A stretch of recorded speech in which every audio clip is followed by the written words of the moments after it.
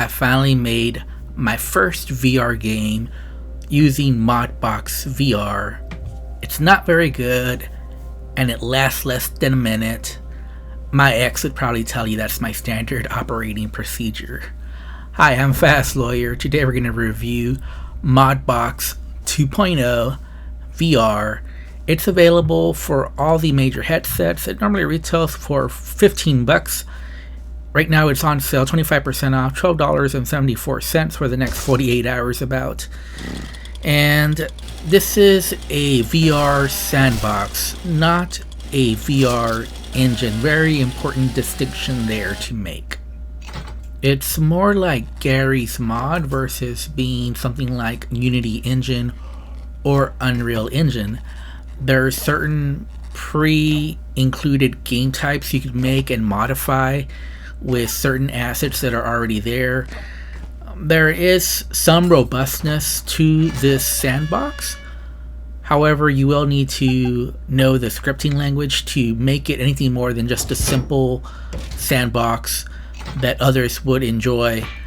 I was able to make a very simple game, and that is the beauty of this software, is that you can make very simple games, modify existing mods people have made, and you get some instant gratification, some simple games you can play. However, if you want to make anything more complicated, you will need to learn the scripting language, which can be a little difficult, and it'll never have the robustness of something like Unity or Unreal Engine. It's not for everyone, but if you like modding, if you like tinkering, this could possibly be the VR app for you. I enjoyed it for what it is, but I also saw the limitations, not just of the game, the app, but also my own limitations. I wasn't familiar with the scripting language, so there was several things that I wanted to do, but I just didn't know how.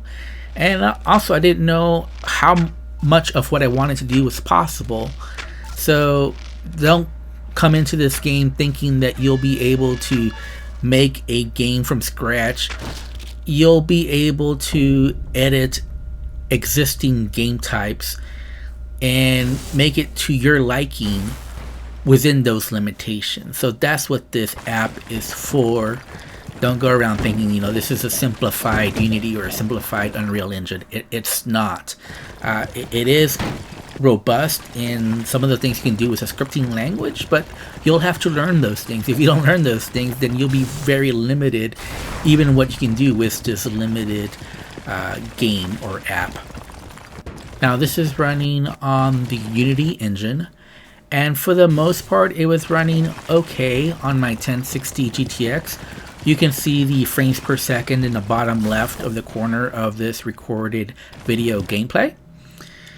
And you'll see some stutters in the video, and that did affect the gameplay. But for the most part, it was running okay, especially considering everything that was going on in the background. Keep in mind, this is a destructible environment, and there's a lot of physics going on with the gameplay. Now the physics aren't the best, but the physics were fun. It's sort of like a physics sandbox almost, and it is kind of fun to test out the different physics, see what happens, and seeing what you can do with the game types. It's pretty fun, especially with the destructible environments, being able to launch stuff, being able to use the gravity gun, stuff like that was pretty fun to use, as well as some of the vehicles that you can use, from ground vehicles to the flying vehicles. It is interesting, all the things that you can do with this game. And definitely my favorite toy to play with in this app was the terrain making tool, where you could sort of move around the map while you're making terrain below you, sort of like Iceman, and that was pretty cool to use along with the gravity gun, where you're getting barrels and exploding the terrain below you. So you're creating and destroying with the two different tools you have in each weapon, and that was pretty cool. Unfortunately, there was nobody in the multiplayer every time that I tried to play that game. I would have loved to have seen how that game plays against another player, but just using the tools was pretty cool to use, and something I'd like to see in an actual game, or someone to just join multiplayer so I could try it out against somebody. I also like using the vehicles, especially the flying ones. Flying the helicopter and the plane in this game, although it was pretty janky, not the best flight in VR, was still pretty fun, and perhaps it was so fun because it was janky. Anyway, I liked it. It doesn't always have to be the smoothest operation as long as it's fun. It definitely was fun flying those vehicles or driving the vehicles in this game, just because it felt you're always on the edge of something terrible happening. So yeah, there are some fun elements to the game, but everything felt unpolished, from the menus to the controls. Just everything could use a lot more polish in this game to make it something that I think a large portion of VR players would enjoy. But personally, as a VR veteran, I enjoyed this game. I enjoyed modifying, modding, tinkering, and I'm the type of person that I always enjoy doing that kind of stuff. So definitely this app is not for everyone. If you're expecting polished experiences, you're not going to get that. But if you just want to mess around, try to do some crazy stuff, this might be the app for you. I will say that one of the things holding this game back from being a really good experience as far as creation or modding is the controls in VR. Now, I did not try the desktop mode to try to mod or create. I tried it in VR, and again, the controls here are just not very good, either for creating or for actually playing the experiences, especially on the Oculus Rift. Now, on the Oculus Rift, your right joystick is used for selection tool, so it's not used for turning. To turn, you actually have to use A or X. So you have snap turning, but it's only with A or X. I actually played this on Windows Mixed Reality as well, and I enjoyed this game a lot more on Windows Mixed Reality, just because you can snap turn with your right controller joystick, and that's because the touchpad is being used for the selection tool versus the right joystick on the Oculus Rift, and then A or X being used for turning, which is just an awful system. I never liked that when games do that. I understand why it's being done, but I just think it could have been implemented better.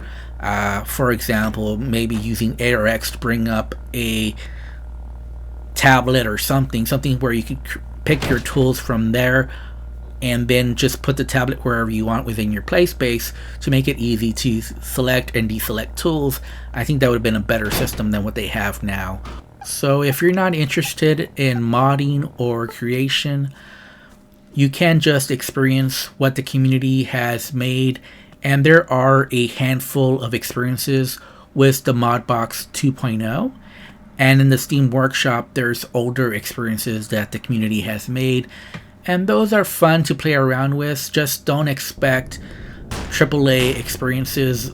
Almost all the experiences have some jank. There's a few really good ones, but most of them are what I would say are substandard.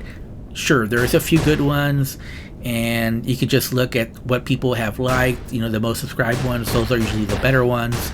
But there's also a ton of stuff that probably shouldn't be on the Steam Workshop because they're just not very good. Now, I was able to make an experience that's very simple, and it wasn't very difficult to create that. However, there's several stuff that I wanted to do to make it a little bit more complex, and I just didn't find the information in this game. My understanding is that you have to look up that information, whether on YouTube or from the website. Just get that information from third parties versus getting it from within the game.